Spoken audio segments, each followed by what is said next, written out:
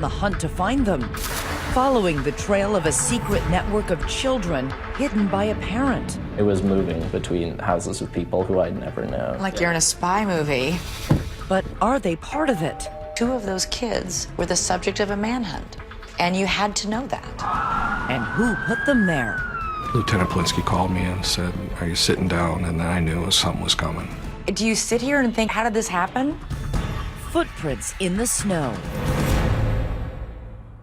Good evening, I'm Elizabeth Vargas. David is off tonight. We began this story not knowing what we would find at the end, but after nearly 6 months on the road, knocking on doors, going from big cities to frozen farms, sandy beaches to jail cells, we pieced together a jigsaw puzzle of children declared missing. But were they? Take this incredible journey with us that begins with footprints in the snow.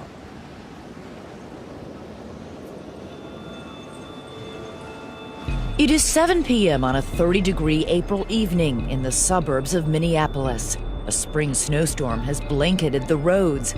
And while most families are settling in for dinner, one family is about to fracture forever when 2 children living at this home vanish. No shoes, no coats, no backpacks, nothing.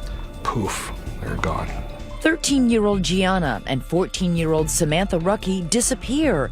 The only trace? Footprints in the snow. But oddly, there is no manhunt to find the girls, no police press conference. How can 2 children in the state of Minnesota be gone and no one knows where they are? Their parents are embroiled in an ugly divorce and custody dispute, but they insist they are united in their desperation for the girls. I'm concerned, I am worried, I don't know what to think. You don't sleep, you drive around at night, you're always looking. Where did they go? Who are they with? And why does our journey begin by asking questions to their mother inside the Ramsey County Jail? Did you have anything to do with your 2 daughters running away? No. Do you sit here and think, how did this happen? Clean record, never had Clean a problem. record, and here you are in jail on $1 million bail? What's going on? I have no idea. This shouldn't be what happens in a divorce. This divorce is more like guerrilla warfare than a legal proceeding. Exhibit A, these 24 boxes crammed with reams of motions, appeals, and rulings. Divorce on steroids, that would be a good word for this. But for every documented grievance in this harrowing tale, there is documentation, too, of the good times. Look at this, Nick. You got 20 years worth of home movies featuring both the Ruckies in starring roles as an affectionate, feisty couple. You're figuring it out now? Shut up, it just ran on. And doting, loving parents to their 5 children. Dad, it's my birthday. Nico, Samantha, Gianna, Nia, and Gino. It sounds like a busy home. They are wonderful, it was my dream. I loved being a mom. They make their home in Lakeville, Minnesota, a suburb of Minneapolis. David ran a multi-million-dollar trucking business. Sandra worked as a flight attendant and eventually competed in local beauty pageants, using her nickname Sam. Good evening and welcome. Proudly representing Lakeville, I'm Sam Rucky. In her spare time, she likes cooking Italian, flying airplanes, and staying fit. But David agrees that family came first for Sandra. There's Mom. Hi, Dad. A loving, energetic mom. There was a bird flying? Yeah. Oh, there it is. She was a great mom. Very attentive to her kids. Come on, Nico. Their oldest son, Nico, loves hockey and theater. He was my first, so of course he was spoiled. Hi, Nico. The 2 oldest daughters, Samantha and Gianna, are close and take care of their younger brother and sister. Samantha, she's beautiful, she's smart, she's outgoing. Gianna's very artistic, loves like animals. But this story is about what Sandra claims is not captured on home video. She says despite those smiling faces, there was a shocking, ugly secret in the family. Years of emotional and physical abuse by David. What would he do? Throw things, hammers at me, If he got mad, there was black eyes, there was broken ribs. We had to lock ourselves in the bedroom because we were scared. We just didn't know how his behavior was going to be from one day to the next. During all those years during the marriage, did you ever take any photos, ever seek medical help? We had photos and we had police reports that prove it.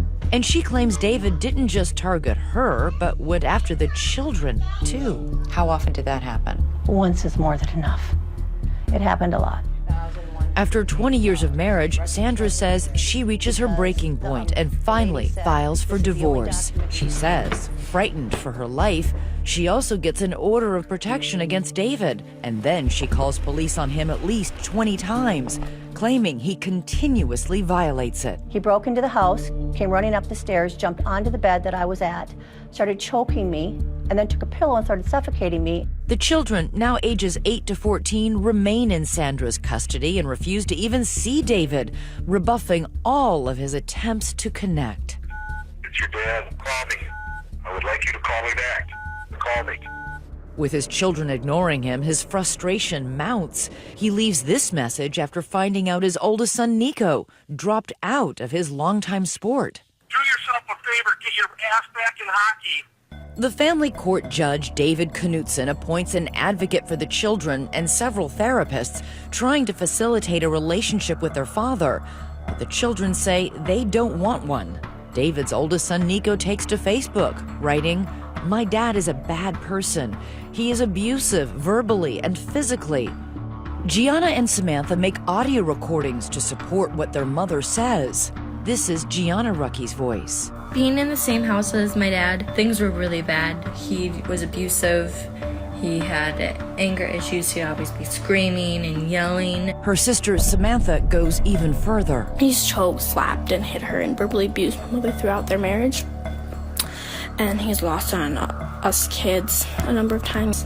Sandra says the children even beg the judge directly to remain with their mother. But the judge determines thus far there has been no evidence of abuse. And based on the findings from a psychologist he appointed, that it is Sandra who is the real problem here. That the children are showing signs of parental alienation syndrome, meaning the reason the children are adamantly opposed to seeing David is not because he's abused them or their mother, but because Sandra has brainwashed them. I've never done anything but be there for my children. My kids are my life. This is where the judge takes a drastic and, for Sandra, devastating step. He orders Sandra out of the house and all 5 of her children removed from her custody. That's when everything happened. I lost everything. My whole life ended then. I had no money, no car, no children. I had nothing. How is this possible, Sandra? I don't know. All I'm told is it's a judge's order. There was no findings that I ever hurt the children, that I ever abused them, that I ever neglected them, that I ever did anything to them. David's sister Tammy becomes the children's temporary guardian. She moves into the Rucky home to take care of them, but the 2 oldest girls, Samantha and Gianna, are having none of it. They came in, they were looking at the house, and then they went upstairs, and when they went upstairs, I heard her ringtone, a music ringtone. I thought, okay, maybe they have a phone. Tammy goes downstairs to the basement, thinking nothing of that call or who might be on the other end. Just 20 minutes later, the girls are gone. Then I called 911. Next, where did they go? Who was on the phone? Did you think, where might my 2 daughters have gone? Could they have entered a hidden world? A network operating outside the court system? For vigilante parents taking the law into their own hands? And what does their father have to say about all this? Stay with us.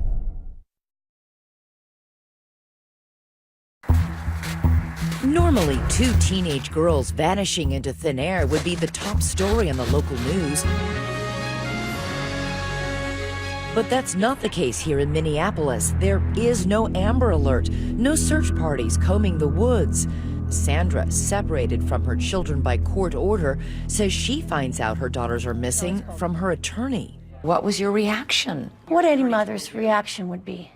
I'm concerned, I am worried. Everything was going through my mind.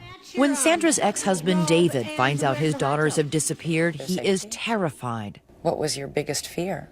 I mean, these are young girls. You don't want them hitchhiking. We live by a truck stop. You think of all these terrible scenarios. And David says he becomes consumed with bringing his daughters home, that he would never abuse them, and that all of Sandra's allegations against him are completely false. Have you ever raised a hand against Sandra or your children? Have you ever struck them? No. Have you ever physically abused them in any way? No. I'm a big guy. I kind of come across aggressive, but I never pushed myself upon her. I never did a thing to my children. Do you have a problem with anger? Not anger, it's frustration. Is it possible that there was something in your body language or the way you were speaking that scared Sandra or the children? You know... Do the fights get out of control? No. I'm going to yell. You're gonna feel pinned. But as far as abusive, no. But if there wasn't any physical abuse, how is it possible that the Rucky children would tell such frightening stories?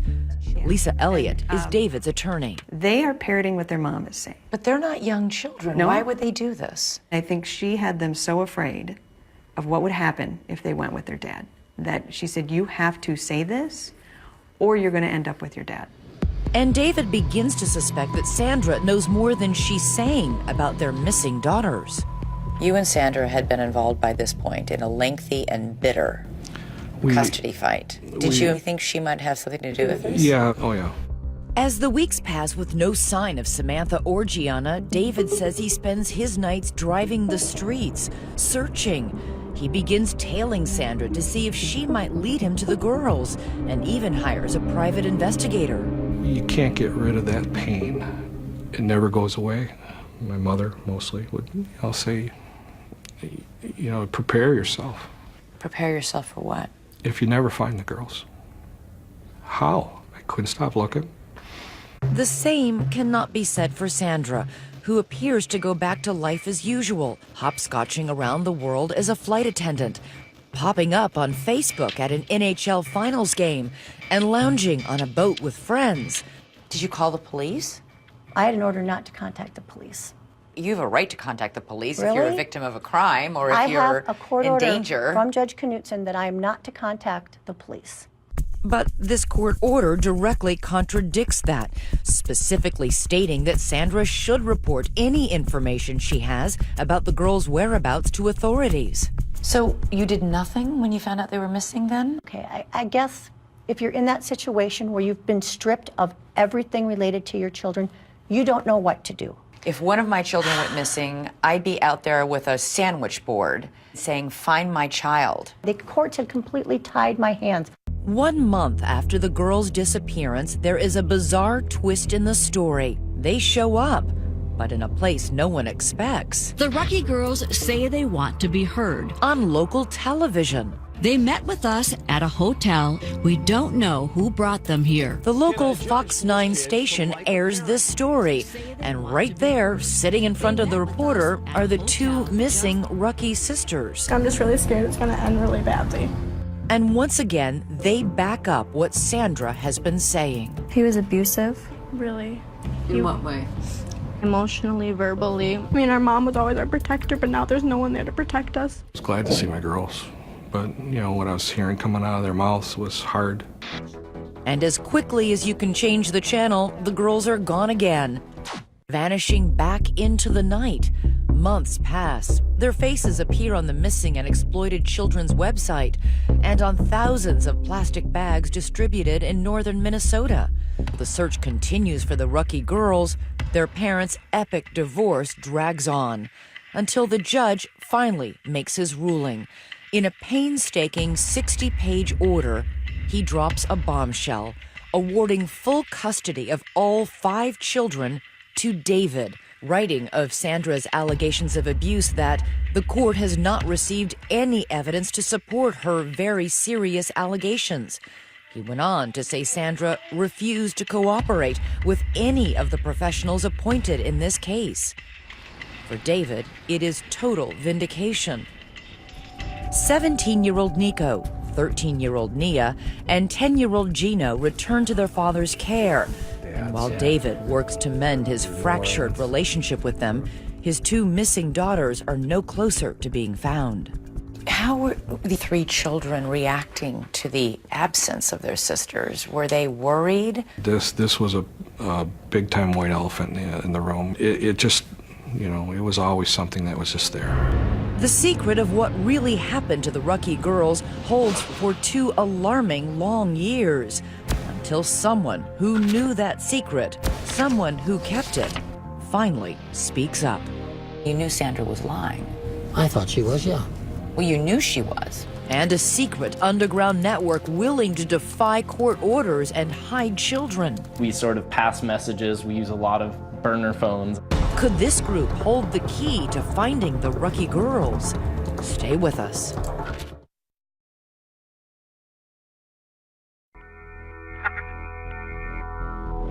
From the moment the 2 teenage Rucky girls vanished, police suspected their mother, Sandra, was lying.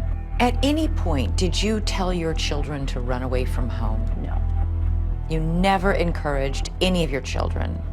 How can I encourage my children to run away? I've had no contact.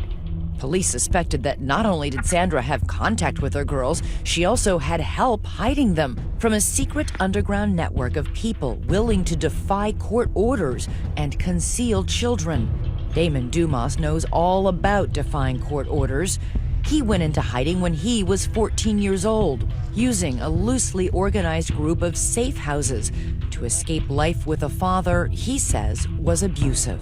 My mom actually made sure that she wouldn't know where I was going. Mm-hmm. She handed me off to someone she trusted, who handed me off to someone else that she trusted. Who was taking care of you?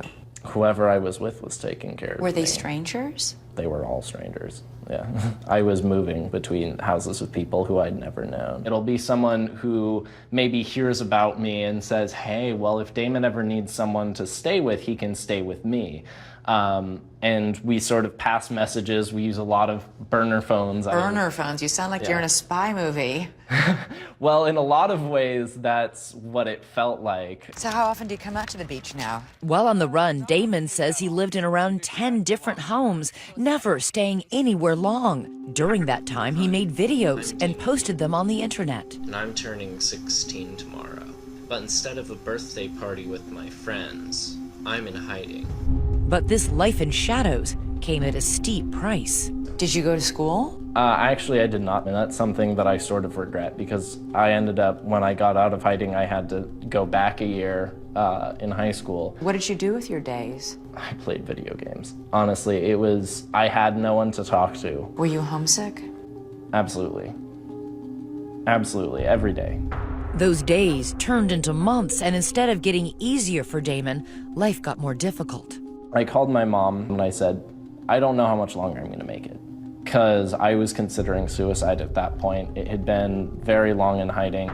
In those videos, Damon discussed the abuse he says he suffered. I told police about this.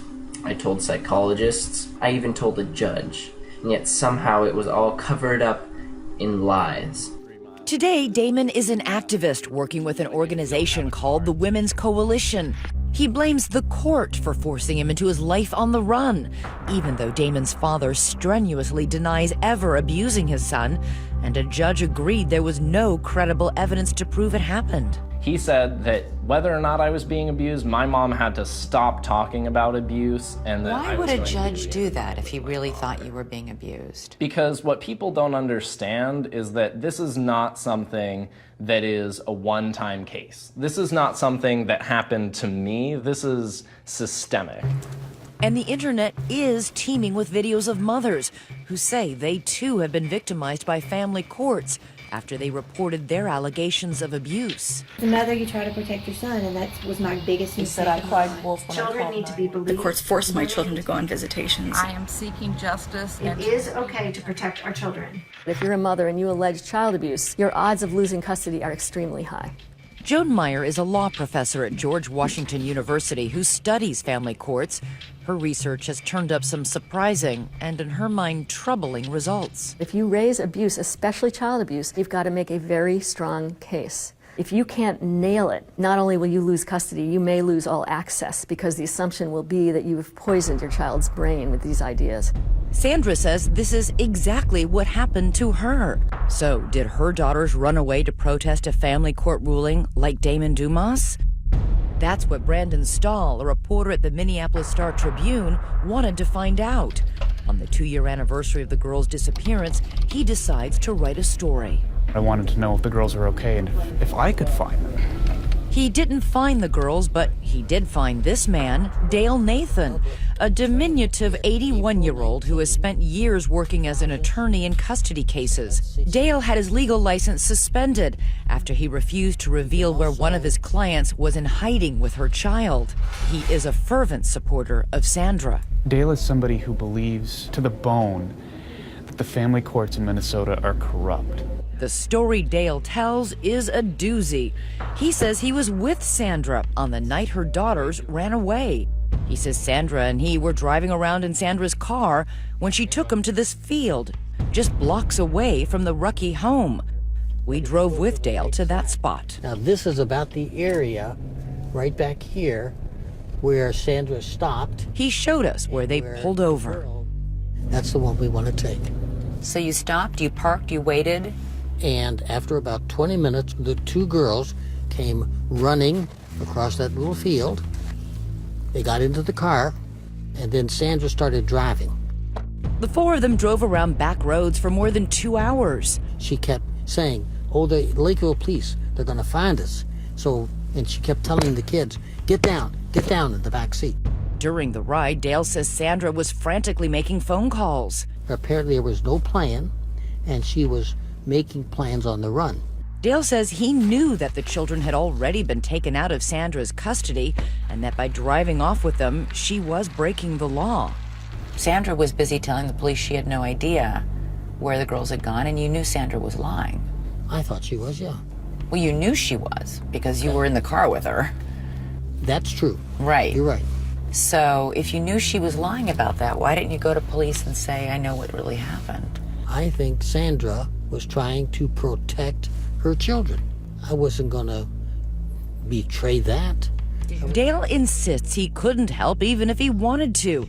He doesn't know where Sandra ended up taking the girls. After hours of driving around with him, she dropped Dale off at a truck stop and then drove away with the girls still in her car. Last April, the Star-Tribune published Brandon Stahl's story, and one reader in particular was riveted. What did you think when you read the account of Dale Nathan? Dumbfounded. We're like, this is completely validates everything you suspected. Everything. At that point, we knew Sandy was involved. And now police know too. They arrest Sandra and charge her with 3 felony counts of deprivation of parental rights. She's thrown in jail on $1 million bond. But the mystery remains, where are the girls? 1 month after Sandra's arrest, there is stunning news. Lieutenant Polinsky called me and said, are you sitting down? And then I knew something was coming. Next, the Rucky girls found at last. But where have they been? Who took them in? We're on our way to find out. And you may be surprised by what we find behind this door. Stay with us.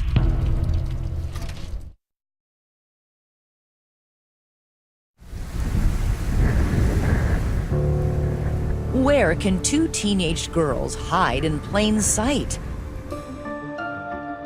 Deep in the snow-swept fields of Minnesota's North Country, amid miles and miles of desolate, untouched land, this speck of property, a farm called the White Horse Ranch, holds the secret of the missing Rucky daughters.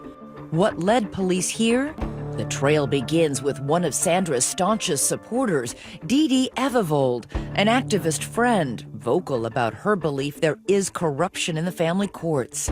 Detectives search her home and find a cell phone photo of one of the girls on a farm.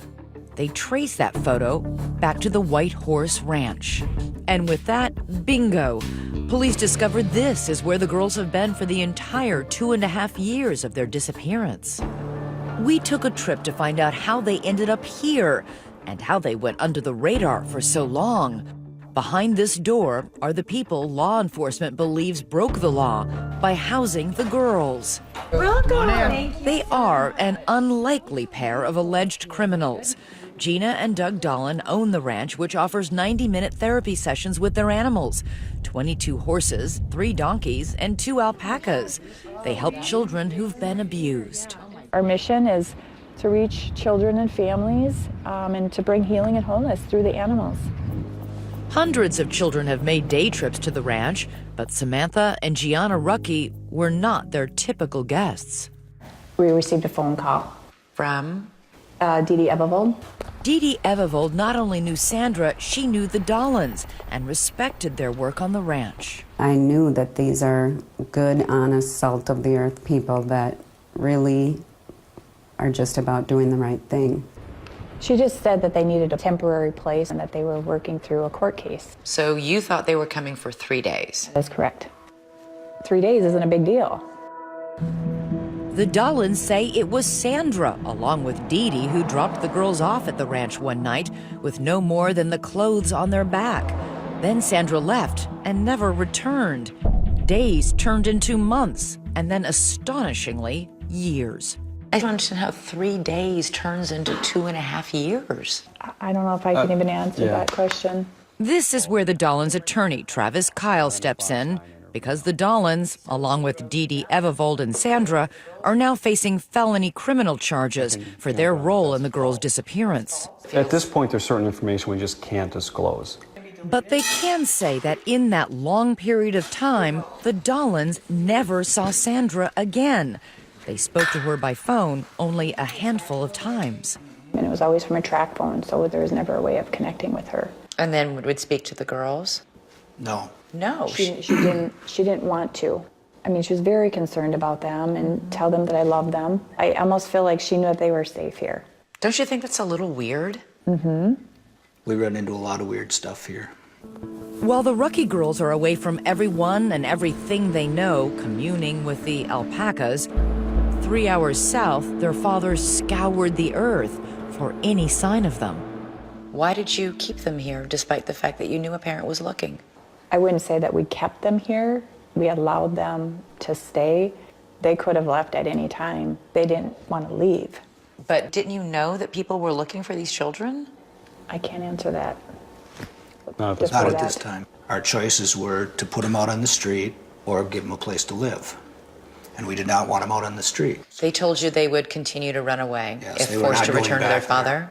Did you try and reason with them? They're girls, they're minors. They're not allowed by law to decide where I get to live and what's best for me. Yes, we did. A number of times. And it was a lot of fear. I've never seen anybody that scared before. Did they ever sound coached to you? No. No. I believed them, 100%. At the ranch, the girls made a new life for themselves with the Dolans. They were homeschooled. Their daily activities included helping with the animals. Everybody has really to do chores. Anything from cleaning pens to feeding the animals to brushing them. The nearest town is Herman, population 437. Was it a secret that the girls were here? No. No, it was not. So you didn't say, okay, go hide in the back bedroom when somebody's pulling up? Everybody knew they were here. You made no effort to conceal them? No. No, they had been in public, they'd been out shopping, they were in the hair salon in Elbow Lake. They went to church with us. And they went by their first names, Samantha and Gianna? Yes. The Dolans say they were only helping the girls. They, along with Dee Dee Ebevold and Sandra, have all pleaded not guilty to the charges against them. But what about that so-called underground network that helped children like Damon Dumas flee court orders? Are you part of this underground network? No. We were asked the question, and my question back was, what is that? Last November, Doug looks out the window and sees Lakeville police and county deputies sitting out front.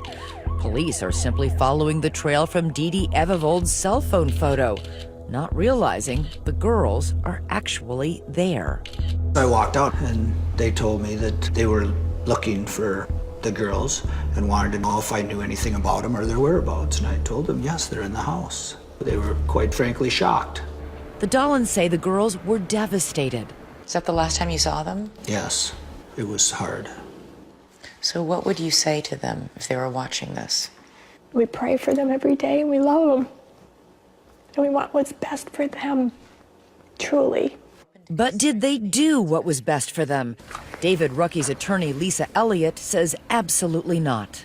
Is it possible they were just good Samaritans trying to help? When the mother drops them off and doesn't come back for them, ever. For 2.5 years? For 2.5 years, I would think most people would at some point say, we need to look into this.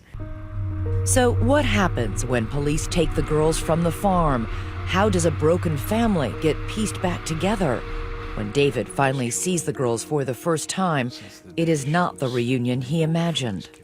Were you nervous? I ran out of the room. I started crying. I didn't recognize them because, you know your children. You remember what they sound like. You remember how they looked. I didn't recognize my daughters.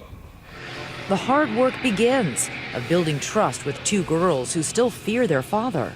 Samantha and Gianna said a lot of devastatingly terrible things about you, publicly. But again, they're in a fragile state. Do they still believe those things?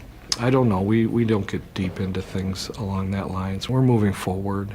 While the girls may not be recanting their accusations against their father, their big brother is. Coming up, I'm done playing a pawn. Sandra's own son is turning on her. And now that her supporters are revealing her role in the girl's disappearance, what will she say when we confront her? You sat right here and spent half an hour telling me you hadn't seen or spoken to your daughters. If you were lying to me about that, what else might you be lying to me about?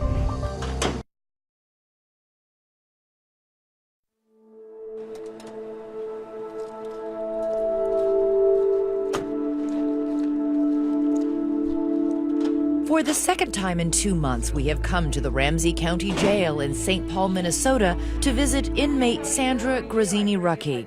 She is still here, awaiting trial on felony charges that she hid her daughters from their father for 2.5 years. Surprised you're still here? Yeah, very surprised. When we first spoke to Sandra, she told us she wasn't involved in the disappearance of her daughters. Did you have anything to do with your two daughters running away? No. You didn't know where they were these last 2 years?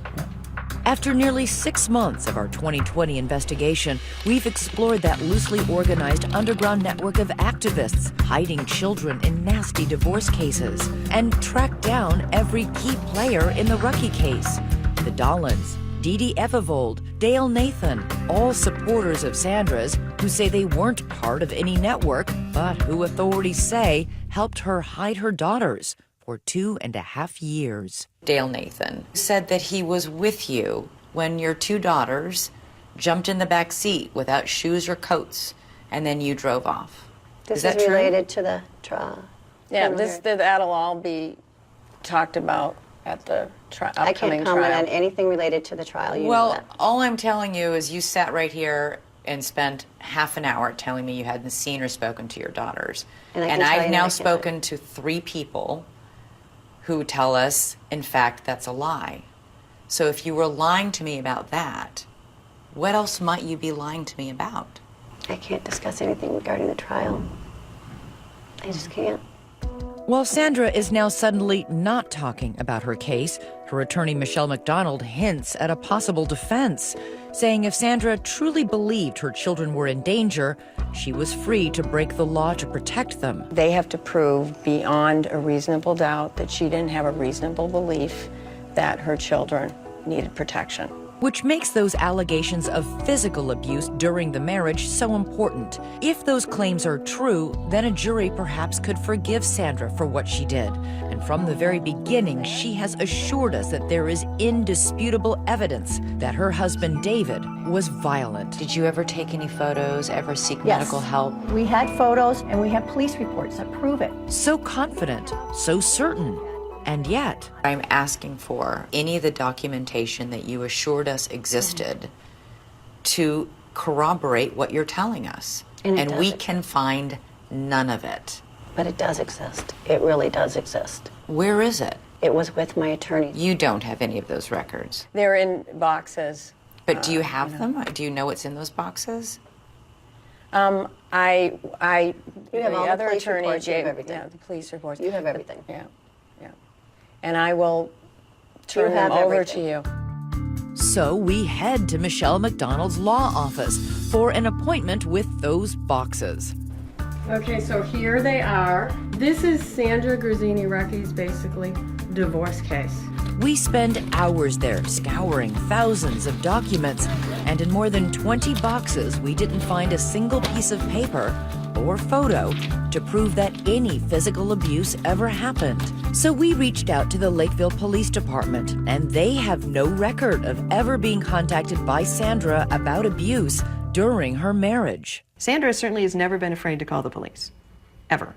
If there were instances of David being violent or threatening, there would be police reports of it. There are none. Sandra's strongest proof was always the testimony of her children. But today, one of those children has recanted his story. Oldest son, Nico. Get up there, Nico. That little boy from the home videos. And the same son who later posted that damning Facebook message accusing his father of physical abuse. He now says all of that was a lie, and that it was his mother who pressed him into believing it was true. She started to say, like, your dad's this bad guy. Your dad, like, hurt you when you were younger. And I was like, what? What are you talking about? I don't remember any of this. Well, it happened to you. It's like, and at the time I believed it because you listened to your mom. He says he was 15 years old and he couldn't understand why she didn't want him to see his father. I felt really close to my dad, and I was still confused on what was going on. Like, why wasn't I seeing my dad? Nico now says he never saw his father physically abuse his mother or his brother and sisters. As for that Facebook post, Nico says Sandra stood over him while he typed, coaching him on exactly what to say. When I look at my writing then and what I wrote then, that doesn't sound like me, and I feel really bad. He continues to tell us that you brainwashed them into thinking they were abused. And you don't find that questionable? Well, what do you think? You're his mom. I haven't seen Nico for a long time. It's sad that he's saying that. But when my son hadn't been around his father, he has a completely different story than he has now. Did you somehow convince your own kids that their dad was abusing them? No. No. To this day, she says she stands by every decision she has made, every battle line she's drawn, every consequence she and her children have suffered. The two daughters, they spent 2 years working on a horse farm.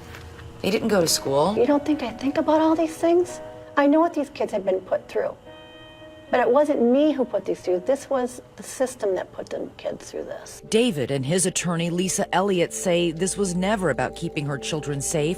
Sandra, they say, wanted revenge. She was out to destroy him for whatever reason, and I don't think she cared what she destroyed in the meantime. Do you think you will ever be reunited with your children? Yes. You do? Yes. Yes. I believe this will be turned around. Perhaps, but it will take more than a court order to do that. It is painfully clear as you watch her son Nico struggle with the simple question, does he still love his mother? I want to say no, but she's my mom. She just doesn't feel like a mom. Nico! Next, how are the girls adjusting to their new lives in their old home with their father? Stay with us.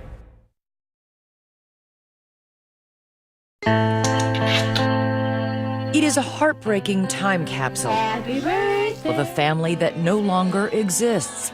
Happy New Year! Woo! Happy New Year! Oh my God, I haven't seen him in years. Where'd you find pictures?